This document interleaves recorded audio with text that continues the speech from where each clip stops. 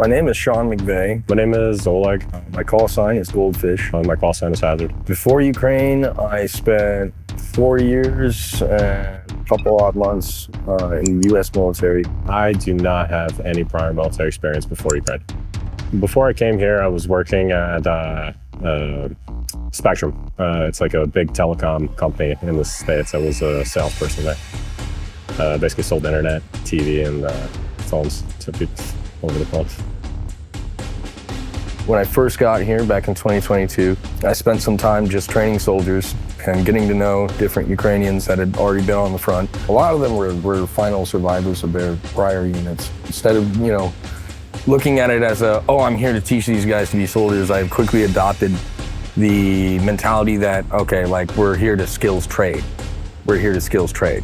We're going to trade skills because they know things that I've never been exposed to. If I could put my time in Ukraine into chapters, I guess the first chapter would be the volunteering phase. When I first got here, I tried to join the Legion, and they didn't let me because I didn't have prior military experience. Even though I was bilingual, and I told them that, I was like, man, I could be a really good terp. I could probably help in some way, shape, or form. They just looked past me and said, this isn't a job for you. Go home or go find something else to do. And I didn't want to go home, so I started a volunteer organization with my family. Back in 22, in the beginning phases of the war, everybody needed everything. Back in the day, it was you have plates? Oh my God, I'm wearing some knockoff steel plates that got made in Kiev by some welder dude. Or my pants? Yeah, I wore these when I go hiking in the woods. And I'm like, those are sweatpants. Chosen Company got started because a lot of the foreigners that were allowed in SSO at that point in time, we left SSO, and that was essentially what became the founding members of Chosen Company. I was wounded when Chosen Company was wounded seriously when Chosen Company was working with 59th. We were doing an operation in the village of Pervomaiske. Our objective was to destroy what we believed to be a small command post that was dictating orders to the lines of defense that were directly in the village of Pervomaiske. We had started taking casualties. We were just about within striking distance of our objective. I was talking with the medic about how we should proceed with moving the casualties, because a couple of our guys were pretty badly wounded at this point. And we had just a boom go off above us. And it was an airburst round, I believe from a mortar, and it just flattened everybody. I caught some shrapnel into my arm, and I call it my Donetsk smiley face now. Chapter 2 would be interpreter/instructor. Because I have no prior military experience, I didn't have any qualifications to actually instruct anybody. So I was just an interpreter for a bunch of high-tier soldiers like Goldfish. And that's actually how I met Goldfish the first time. And afterwards, we trained guys in Sarny, guys in Rivne, guys in Kharkiv, literally all over the place. And that's where I got most of my training. And it was basically going through basic training over and over and over and over again. We trained 4th National Guard. We trained almost 4 full battalions in the 4th National Guard with a cool group of guys and gals. I got really tired of training. Everybody was just dying when I was like, yep, time to go do my part. Because at that point I haven't fought at all. All I did was did some volunteer work and train, and it didn't feel right. So it was hey, it's my turn, I gotta go. So I met up with some guys and we went to the 25th. And then chapter 3 was, I guess, the 25th Airborne. They were very nervous about the foreigners being in the unit because in the past there was some experience with foreigners that wasn't always the best. So they put us on a makeshift drone team. It was one of the initial drone teams starting out in the 25th, and it was called Bora Bora. And we kind of made it just work. And then after a while, we became one of the best drone teams in the country. That's a very big proponent and motivations for people to come here. I'd say of the two, the most likely you'll run into is people running to find something.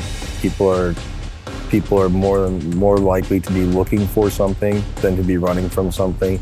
One of the things that everybody understands about the military lifestyle is, if it's anything, at the very least, it's a community.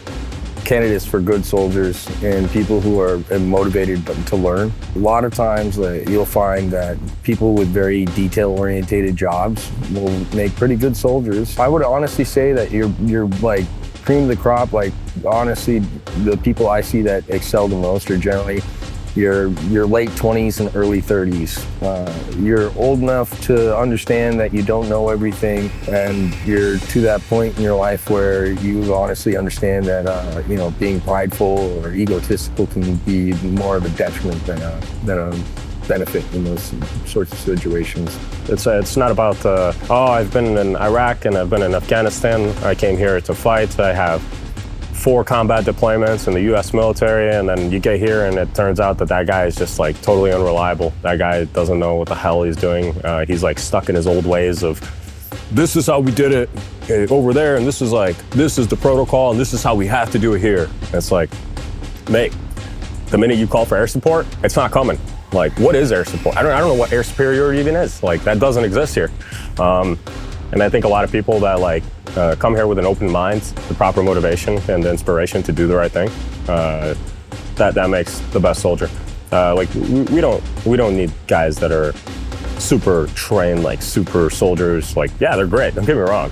Like I'll take some ex-Army Rangers or some like SF dudes from Canada or anywhere from the world, really. But we don't need them. What we need is just guys with an open mind. If you're going to come here for the right reasons, because you really want to protect Europe, because you think Putin is evil, because you think this is leading up to something much, much worse, which it is, come to the 25th, man. I got you. We'll train you. We'll keep you safe. We'll do everything in our power to make sure that you are going to have the best possible chance to fight for what you think is right. Any leader can say, oh, I would go with my men into the mouth of hell. But that's not really what matters. What matters is how many of those men would actually follow you there. The technology on the battlefield will always change. The state of the battlefield itself for Ukraine will always be that of a protracted defense. And right now, the new evolution of battlefield threat is FPV drones flown by fiber optic line. One species develops a poisonous bite, the other species develops, an armored skin. Right now, this is the new venomous bite. There is weaknesses and strengths to fiber optic drones, and there's ways around them, for sure. It's a lot harder than your typical drone because there's no frequency. There's nothing to actually jam. The only thing you can physically do is have a net. The issue is the Russians are adapting as a nation a little bit quicker to the circumstances. They are making their own VTXs, it's basically what that stands for is video transmitters. And video transmitters that they're making them on a military level. And what I mean by military level is they're making them adaptable to different situations. Because in let's say in the Pervomaiske region, this frequency might work. But in the Kharkiv region, that frequency doesn't work because there's different units, different teams, different people, different electronic warfare, different systems that we're using to mitigate drones and to fight against drones. So like Pervomaiske, like our region where we're fighting right now, fiber optic drones aren't even the biggest problem. The fact that they're using their own custom-made technology to put their drones at certain frequencies that our electronic warfare systems can't target, that's a big problem.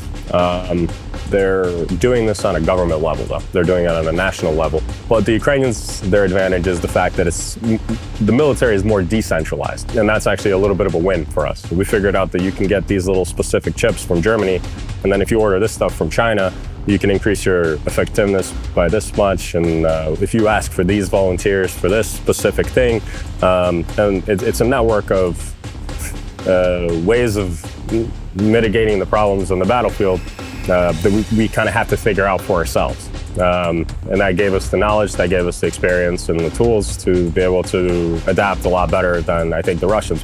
For a drone unit to be effective, you needed specific things. You needed to be able to put out your antennas, because that's how you fly. You need to have sometimes line of sight, like a good radio horizon. You can't just bunker down on the back of a hill. It'll never work. You'll never have the ability to fly. You need to know and think about where you're going to put your position. Because if you pick the wrong position, it might be the safest spot. It might be an amazing, and safe spot, but you're not going to be effective. Or you might be too far back. You might be too close. A lot of the positions are, I don't want to say the Russians know where they are. The Russians have an idea, because in order for a drone unit to be effective, those conditions have to be met. And it's the same for them as it is for us. So if you just counter-engineer that in your mind and just think, if I was a drone unit on the Russian side, where would I put my position, right?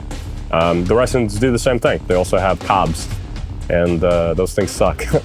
Before you go onto position, you have to pretend that you are a drone guy, or a pilot, or an engineer, or somebody. Your drone team on the other side. Where would it be easy for you to get hit? Where do you have good line of sight? Where do you have a good choke point? So whenever you're driving, whenever the guy's infill, we have to go through the actual city of Pokrovsk, which is very dangerous. He gets hit all the time, and they have certain positions in certain areas already pre-fired. A lot of the bridges, a lot of the main road systems, a lot of the systems that we use to get in are also destroyed. So there's limited routes that you can take. And making sure, A, you switch those routes up. B, make sure that you understand where your dangers lie, where you need to go fast and where you need to go slow, is very important, because there is going to be a drone waiting for you. The biggest danger for the infills and the exfills is the drones. They're constantly surveying. They know where you're going to come from. It's not a matter of, oh, maybe we can sneak past them or something. Maybe they just won't see us. No, that's impossible. They have so many drones in the sky, just like we have so many drones in the sky. They see every little bit of movement. They understand. They have thermal drones. The best time to go in and out in front position is when those drones can't fly. So weather conditions, those are the best times. Those are basically like drone-proof. You can mitigate those risks by using the conditions around you to get in. So like if it's raining really bad, that's a good day to rotate. If there's a lot of clouds in the sky, if it's when the sun is setting and when it's nighttime, that's a good time to infill, because you're gonna rotate your day drones to your thermal and night drones. If we lose too many thermal drones during the day, then we have no vision at night, and that's even more dangerous. There's no escaping the drone threat, really, because you can have the best electronic warfare system, but they have a fiber optic drone. You could have a guy hanging out from the front of the car with a shotgun to make sure that if you see a drone, you have at least a chance to shoot it, but that drone could be parked. Parked, I mean, it just landed somewhere on the side of the road, and it's watching a different drone. So you're watching the view of a different drone, you see the car coming, you understand where your drone is, and like 5 seconds before that car is there, you arm it, turn it on, lift off. Like, what is a shotgun gonna do when it's that close? I mean, like, maybe, but droppers, Mavics. These things, they can sit 100 feet, 100 meters, 150 meters, 200 meters in the air. You won't even hear it. But it has a little munition, like a WOG or like a little 300, 400 gram explosive. You won't even hear it coming. You'll hear it at the last minute. You'll know to dive down on the ground. But what if that pilot's just really good? Because there's a lot of them now. Like, with the amount of experience that these guys have, flying every single day and everything else, like, it's very, very difficult to mitigate the drone threat. The best thing you can do to mitigate it is not be complacent and use your brain and start thinking how these drones actually operate, how they work. Have an understanding of those drones. The biggest threat is complacency. You can win this war, I think, with just drones. I think you can, basically the adaptations or the innovations in drones that have come to be, like ground drones being a thing. There's guys putting machine guns, 50 cal machine guns on top of a drone that can go up, pull up to a position, provide fully suppressing fire while a team can go in and take that position. Like, I don't see a reason why you would ever have to send actual people if you have good enough communication systems with these drones and you have good enough video where you can see that there's nobody on this position. You can park this drone there and have the video camera. You can set up everything you need to set up with drones. Most times, if they're assaulting during good weather conditions, our infantry doesn't even have to move. They can just sit in their position, bunker down. They already have all the information. They know exactly where they're coming from. And all we're doing is just using droppers to take them out. and once in a while FPVs to take out like their motorcycles, to take out other things, obviously take out their infantry as well. Like, we can already defend a position fully with drones, right? Why would you send guys to take a position if you can just make it non-existent? You could just absolutely massacre it with drones. Their biggest strength is, I would say, that the Russian soldiers fear their own government more than they fear the Ukrainians. All of them know that if they just went home tomorrow, it's not like we would follow them. Motivated, dedicated team of Ukrainians is probably worth 10 from any other country. The guys, of course, it's always the guys. Yeah, the future looks terrible. I mean, it looks bad from a perspective of like a drone engineer. Looking at it from a perspective of drones, I'm scared, man. I don't know what to say. Like, I don't know how to keep my guys safe. I don't have an idea. I think I don't even know. I don't know what to tell you. We're doing a lot. Like, between Brave One, between all these other programs, like between Majad, we are going to have an immense amount of drones, no matter what. I don't know how many companies in Ukraine that make drones now. They have a saying. Every grandma that used to like sell sunflowers on the corner is now selling drone parts on that corner, right? It's like, that's a true fact. It's like, the point is, it's like the drone market here is massive. Everybody's making a living. The guy who used to make Lvivske beer, you know, like the beer company, like they make drones now. Like I can list off like, tens, I don't know, a lot of them. There's a lot of drone companies. So those drones are gonna keep coming in. They're not gonna stop anytime soon. So the FPV drones, the big bomber drones, reconnaissance drones, it doesn't matter. All those types of drones are gonna keep coming. What we need to do is make each one of those drones like a couple percentage points more effective. So like if out of 100 drones, we can change one little thing, change a frequency, change an antenna, change a camera, if we can just do the smallest possible things to help mitigate the chance of it getting jammed or anything else, out of 100 drones, normally like let's say 20 would get through. Like if we can make out of those 100 drones, 25 get through, the effect on the actual front line is gonna be absolutely insane. When you ask about the future, like if everything goes how it might go, in terms of the Russians developing their own frequencies, their own digital and encrypted systems to fly on that we won't be able to jam. It's kind of like the same thing with during World War II. First guys to build a nuke win, right? Like first guys to make the most effective drone that can surpass all of these mitigation system or like systems of like electronic warfare systems and other systems like the nets or other systems like shotguns. Literally a guy hanging out of a window with a shotgun is a mitigation system or a guy in the back of a trunk, right? Like the first team or the first country that can figure out a way around all of this and make a fully autonomous drone, make a drone that can just do its job, like based on, and like AI doesn't make anybody feel better. Yeah, man, it all sucks. I think it all fucking sucks. Excuse my language. Sorry about that. I do think we can win if the worlds get their heads out of their butts and actually like realize it's like this isn't a problem for just Ukraine. This is a problem for Europe. This is a problem for the world. This is how World War III is going to start. Well, that's all it is. We're going to let Iran, we're going to let all these other freaking countries think that it's okay to do this to their neighbors. And that's what everyone's doing right now. After this war, I mean, you know, that's the big question.